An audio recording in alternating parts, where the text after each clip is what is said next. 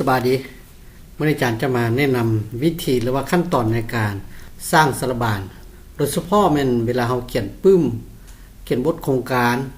หรือว่าบทวิทยานิพนธ์ในการจบสั้นจบวิชาชีพใดหนึ่ง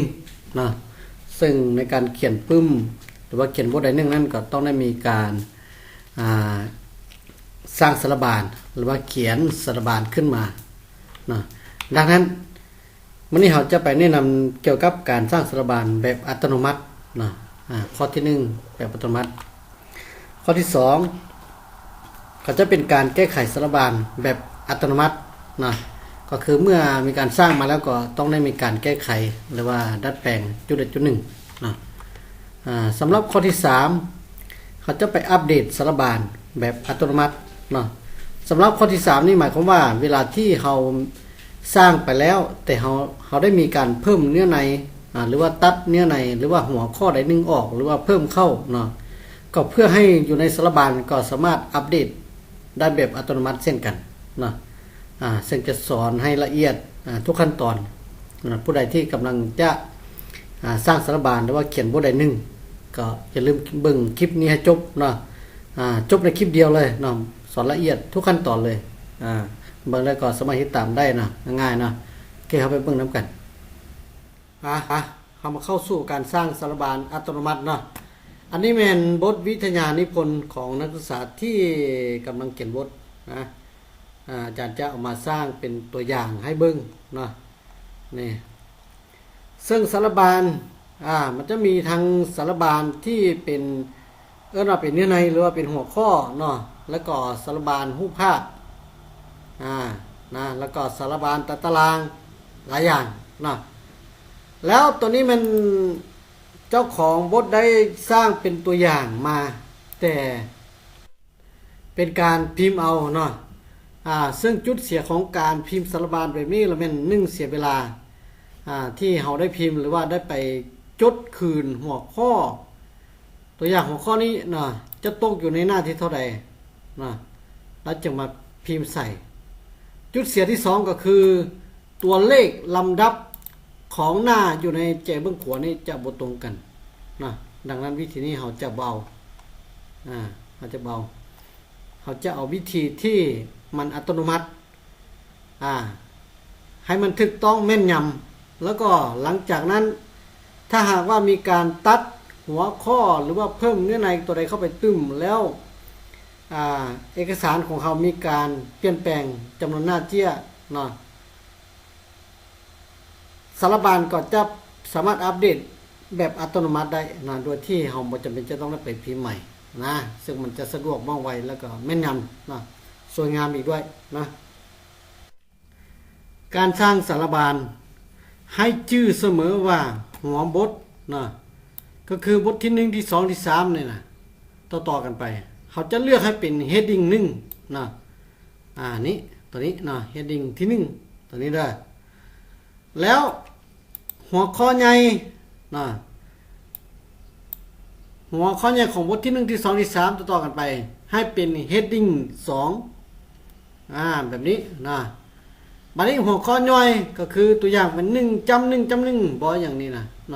ตัวย่อยหัวข้อย่อยจากหัวข้อใหญ่ตัวนี้เขาก็กำหนดให้เป็น heading ที่3ที่4ต่อกันไปนะ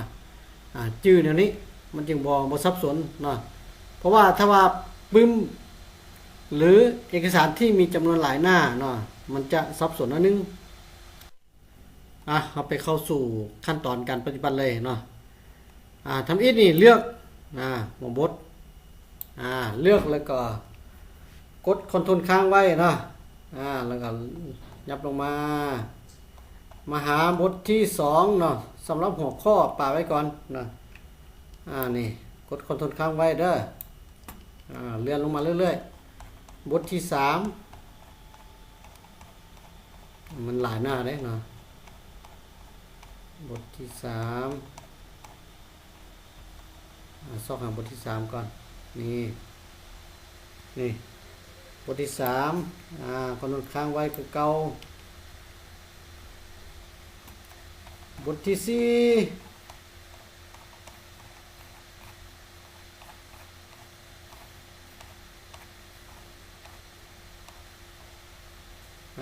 กดคอนโทรลค้างไว้คือเก่าเด้ออย่าลืมเด้อเนาะแล้วก็ส่องหาบทที่ต่อไป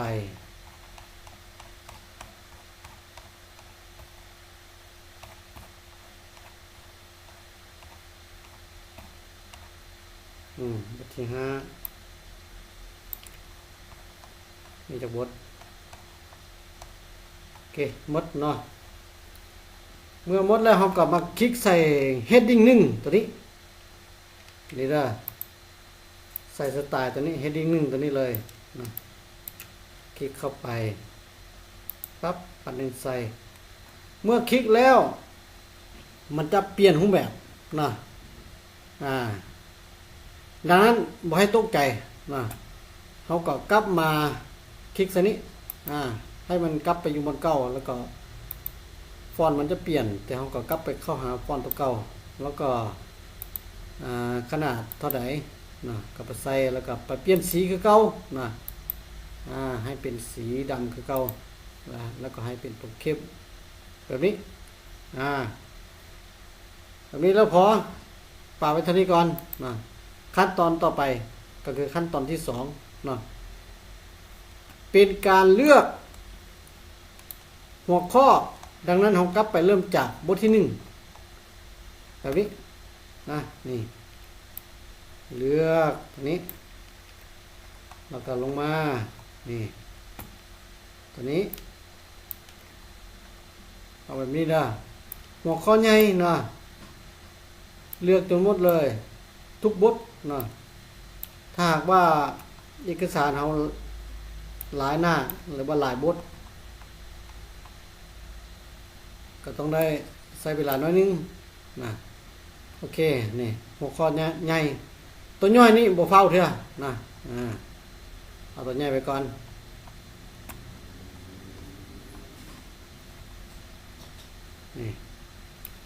นี่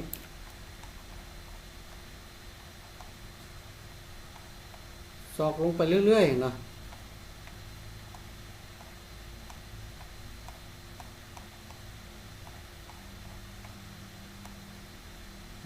นี่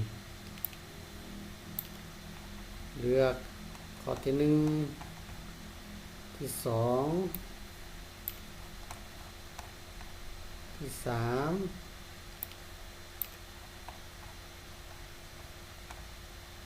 สี่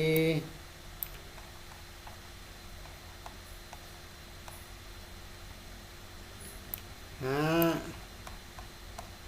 ลงไปเรื่อยๆบทที่4ละ4.2ต่อไปเป็น4.3นี่บ่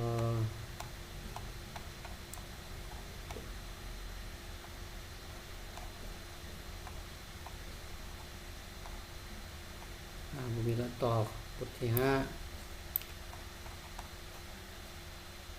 5.1 5.2 5.3 5.4มัดนะ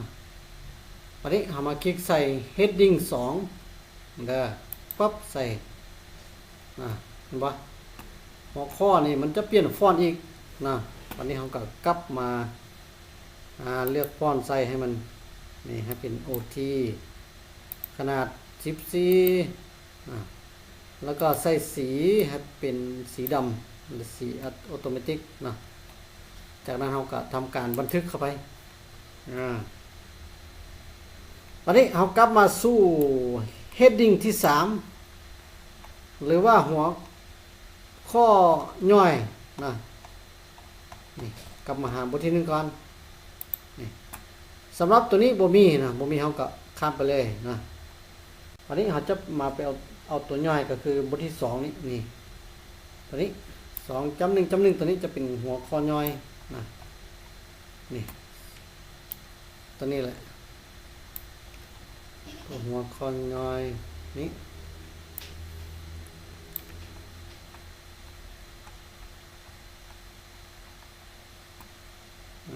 นี่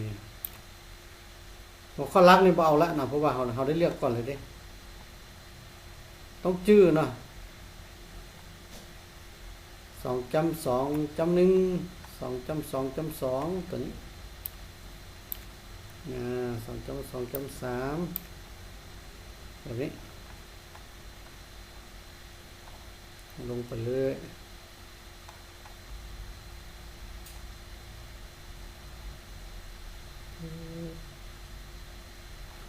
1.1.2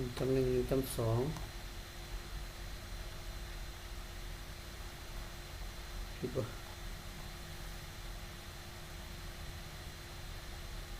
1.1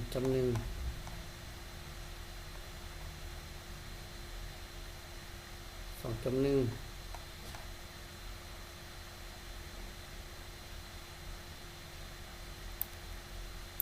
ี่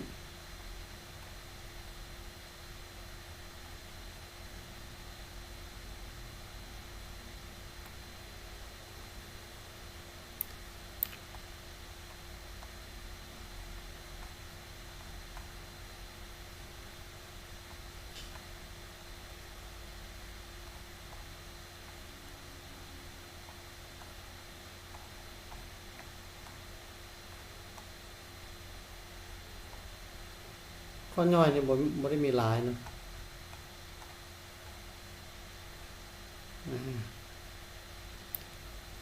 นี่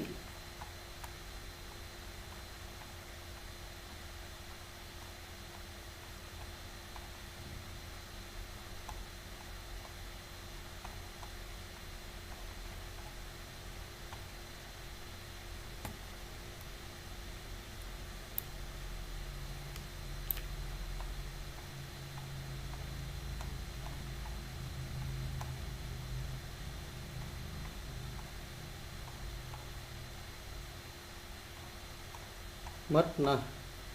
วันนี้เราจะใส่ heading ที่3เมื่อเลือกหมดแล้วเราก็มาคลิกใส่ heading ที่3วันนี้คลิกใส่ปั๊บใส่มาแล้วกลับมาใส่ฟอนต์เพชรสลัด OT คือเก่าหัวข้อเราจะใส่ขนาดเท่าไหร่ตอนนี้ก็ใส่เป็น14คือเก่าแล้วก็ฟอนต์ออโตเมติกให้เป็นฟอนต์สีดำนะหลังจากนั้นเราก็กดปุ่มเซฟไปบันทึกไว้ก่อนหลังจากนั้นขั้นตอนในการสร้างสารบานนะให้เข้าไปที่ตัวนี้ reference ตัวนี้นะเข้าไปที่นี่แล้วก็มาหาตัวนี้ table of content ตัวนี้นี่กุญแจเบื้องซ้ายสุดตัวนี้นะแต่ก่อนเราจะไปเลือกตัวนี้เนาะเราต้องไปคลิกใส่จุดหรือว่าหน้าที่เราต้องการให้สารบานตัวนี้เข้าไปอยู่นะดังนั้นเราจะปกติเราจะใส่เบื้องเทิงนี้นะประมาณตัวนี้เด้ออาจารย์จะลึกหน้านี้ทิ้งไปหมายความว่าถ้าตัวเคอร์เซอร์หรือว่าตัวหุ้มเมาส์เนี่ยนะถ้ามันเต้นอยู่ใสสารบานจะเต้นเข้าไปบนนั้นดังนั้นเราต้องได้ไปคลิกใส่ห้องที่เป็นเกียร์เป่าก่อนนะหลังจากนั้นเราจะมาเข้าที่ Table Content แล้วก็คลิกใส่ปั๊บเห็นปะงานมันจะอัตโนมัติขึ้นมาเห็นปะงานบอในตัวเลขหัวข้อมันจะต่อกันไปแล้วก็ตัวเลขหน้าในเบื้องขวานี่ก็จะซึ่งกันพอดีนะเด็กวันนี้มันจะบอกว่าคอนเทนต์อยู่นี้นะเขาก็เขียนคำว่าสารบานเข้าไปเลยนะพิมพ์เป็นภาษาลาวเขาก็ใส่ฟอนต์ให้มันนะเป็นเพชรสลัด OT ขนาดที่16แล้วก็ให้อยู่ข้างกลางแล้วก็ให้เป็นฟอนต์สีจะเป็นสีฟ้าหรือสีดำก็ได้นะแบบนี้ให้เป็นตัวเข้มอยากให้ใหญ่หรือน้อยก็ปรับลงนะได้ตามต้องการหลังจากได้แล้วเราก็ทำการบันทึกนะนี่ตอนนี้เราได้สารบานขึ้นมาแล้วเมื่อเราEnter เราลงแถวหรือว่าเรายับขึ้นมาถึงแล้วเรากลับมาหาตารางบ่แม่นกลับมาหาสารบานของเรานะนี่มาคลิกใส่ แล้วมันจะมีบอร์ดว่าอัปเดตเทเบิลอยู่นี่ตัวนี้ได้เราก็คลิกเข้าไปเลยเนาะอัปเดตแล้วก็ติ๊กแถวที่1เพจนัมเบอร์เนาะอัปเดตเพจนัมเบอร์คลิกโอเคเข้าไปสังเกตเบิ่งนี่บทที่1มันจะบอกเป็นหน้าที่5เราก็มาเบิ่งว่าตกเป็นหน้าที่5แท้บ่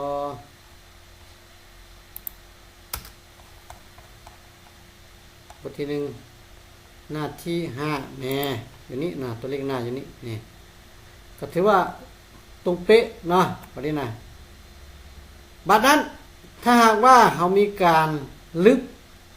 หรือว่ามีการเพิ่มเนื้อในเข้ามาวันนี้การอัปเดตสารบานเนาะถ้าว่าเขามีการเพิ่มหรือว่าลดจำนวนเนื้อในหรือว่าหัวข้อใดหนึ่งออกหรือว่าเพิ่มเข้าเนาะมันจะเป็นจัดแถวจังหน้ากระยาวิธีอัปเดตก็คือมาเข้าที่อัปเดต table ตัวนี้แล้วก็นี่อัปเดต page number แล้วก็โอเคเพียงเท่านี้เนาะมันจะปรับตัวเลขหน้าเจี้ยที่มีการเปลี่ยนแปลงใหม่อย่างอัตโนมัตินะวันนี้ถ้าเราต้องการเปลี่ยนรูปแบบก็มาเข้าตัวนี้ได้นะหรือต้องการลึกสารบานตัวนี้ทิ่มไปเขาก็เข้าตัวรูปนี้remove table of content ตัวนี้นะวันนี้ขั้นตอนสุดท้ายนะการเปลี่ยนรูปแบบของสารบานนะเขาก็เข้าไปที่ referring คือเก่านะตัวนี้แล้วก็มาที่ table of content คือเก่าไปตามขั้นตอนนี้นะอันนี้เขาจะมาเข้าที่ custom table of content ตัวนี้เราจะไปเลือกรูปแบบที่เราสามารถกำหนดเองได้นะเข้าสู่ตัวนี้เดี๋ยวมันจะมารูปแบบมันจะเป็นแบบนี้นะวันนี้เราสามารถเปลี่ยนตัวลายจ้ำเม็ดจ้ำเม็ดตัวนี้เป็นแบบอื่นได้นะก็คือมันจะมีตัวจ้ำเป็นมนๆแน่แล้วก็ตัวคิดต่อแน่ตัวคิดยาวแน่ก็ได้เนาะเปลี่ยนได้ตามต้องการเข้าที่ modify นี้นะนี่ไปกำหนดเพิ่มเติมก็ได้นะสามารถมาเปลี่ยนฟอนต์เปลี่ยนสีต่างๆได้นะ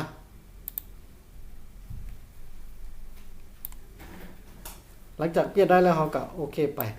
นะนี่ก็เพียงเท่านี้นะสำหรับการสร้างสารบานอัตโนมัตินะคิดว่าวิธีนี้ก็จะเป็นวิธีที่สะดวกสบายที่สุดแล้วละเพราะว่าเราได้พิมพ์นะที่สำคัญก็คือที่อาจารย์ได้บอกไปนั้นถ้าว่ามีการเปลี่ยนแปลงเนื้อในหัวข้อใดหนึ่งนี่ตัวเลขหน้าอยู่ในตารางอยู่ในสารบานนี้ก็จะเปลี่ยนอัตโนมัติด้วยเนาะนี่คือข้อดีของการสร้างสารบานโอเคขอขอบใจเนาะหวังว่าคลิปนี้จะเป็นประโยชน์ให้แก่หลายๆคนเนาะถ้าเห็นว่าคลิปนี้เป็นประโยชน์ก็ช่วยกดไลค์แล้วก็กดติดตามช่องนี้เด้อเนาะขอขอบใจ